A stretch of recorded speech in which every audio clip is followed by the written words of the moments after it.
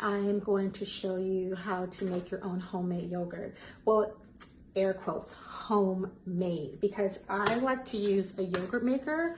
When I make my yogurt, that's my beeping. I always need an alarm, but I have made yogurt from scratch and placed it in the oven in a thermos with a towel around it. I'm just gonna be really upfront with you guys. It was a lot of work, and I feel like the easiest thing to do if you're new to making your own yogurt is to buy a yogurt maker. Now, there are some yogurt makers that are like yogurt / sorbet maker, but for me, in my experience, like this Euro Cuisine yogurt maker, it's super easy, it's efficient. I actually like it because, this is real life. I actually like it because once you make the yogurt and you pour it in, you can put it in these little containers, and then after you can put dates on them, and then you can use the containers while you're on the go. You can just take it and pour a little honey on it. You can pour it if you need size measurements, like if you're counting calories or servings in terms of you're on a certain type of diet, that works as well. But this is like your best friend if you want to start making your own yogurt. I personally like unpasteurized milk. You can find that sometimes at a natural food store. It's very challenging because it is unpasteurized, and you can Google the health risks on that. But being here in New York, I don't really know where to get unpasteurized milk, so I'm just gonna show you what I use to make the yogurt to accompany the granola that we just made. Okay, I wanted to give you guys more information. So this is my handy dandy notebook. And so when I was in San Diego, I took a lot of cooking classes on, culturing foods, like how to make yogurt from scratch, how to make beet kavas, how to make sauerkraut, how to make kimchi, like all the things, because like I mentioned, I really struggle with my gut and my digestion. I still do, but not as much. So I just wanted to share with you, these are like my notes from when I took the class, just the difference between pasteurized, organic, and natural. So you guys can I don't want you guys to have to jump off, go do your own Google research, go on, WebMD, all that. So I'm just going to share this with you guys. So pasteurized is the animals roam freely on open pasture that is organic or chemical free. This allows, it's SILAGE is often used in the winter months. This allows ruminant animals to be on their natural diet, which improves their immune function and minimizes the likelihood of pathogens surviving in their milk. So that's pasteurized. Organic, animals are raised on organic feeds. Animals are raised on organic feed and grains and sometimes grass, and are not given hormones or pesticides. And then we have natural. And so natural is, this designation does not guarantee farming, raising, or growing practices. Chemicals have not been added, but have been used when growing the grains. Hormones may have been used during the lifetime of the cows. GMO grains may be used as well as grains grown with herbicides, pesticides. So that's just, and I'm just going to give you guys a little bit of information on raw milk. Like I said, I prefer raw milk, but you have to use your own discernment around that.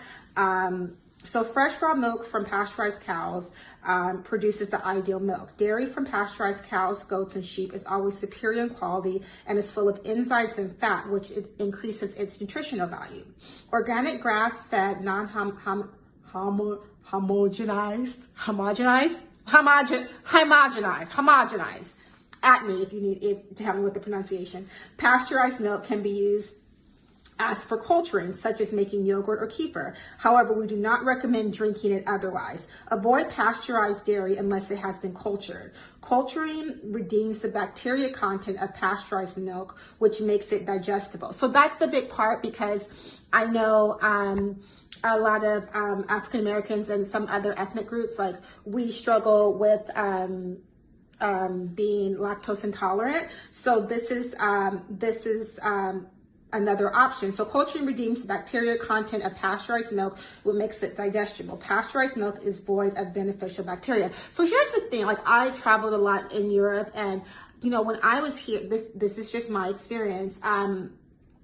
When I'm here, like I can barely have a lot of milk, have a lot of ice cream, because like I feel the effects immediately, if you know what I mean. But for some reason, like whenever I went to Europe, I could have cream in my coffee, I could have yogurt, I could have ice cream, and I wouldn't have the reaction that I usually have in America when I drink dairy in America. So that's just that. So so just when you think about culturing, I think I'll do more recipes that I have in this book around culturing, but I just wanted to tell you like the different types of milk, you know, raw, pasteurized, organic, natural, and you guys can also do more research, but I just wanted to share with you what helps me. So let's get started on this recipe and I'll show you how to make your own yogurt.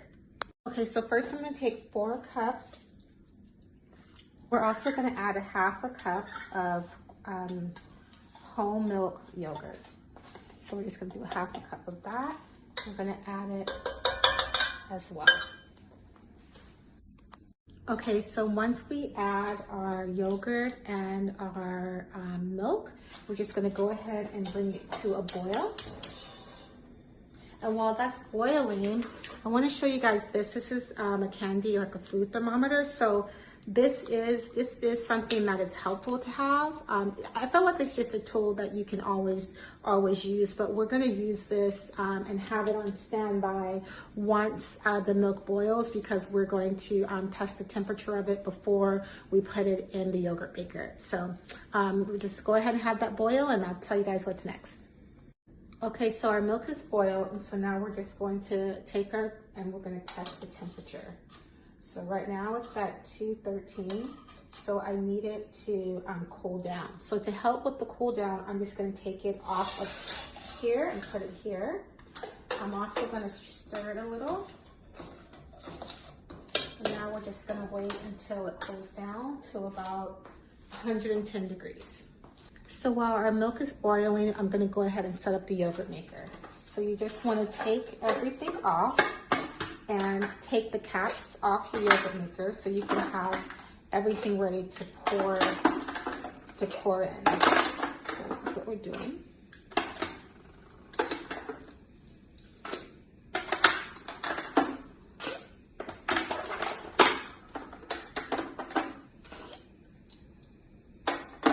Now I'm going to take the yogurt.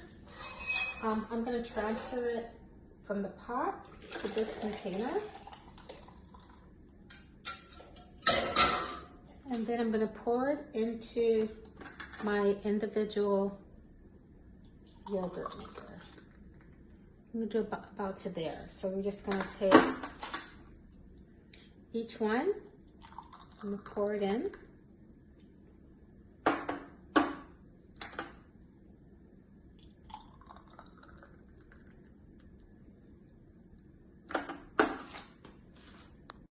So now that we have all the containers full, I'm going to go ahead and get it started.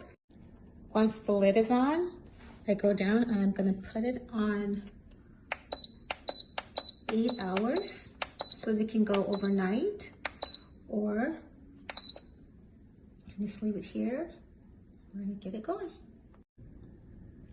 And here is my completed platter. My yogurt, have some fruit, homemade granola. And this is just a cute thing you can do for someone special. You could do this as a Valentine's Day little breakfast. Here we go.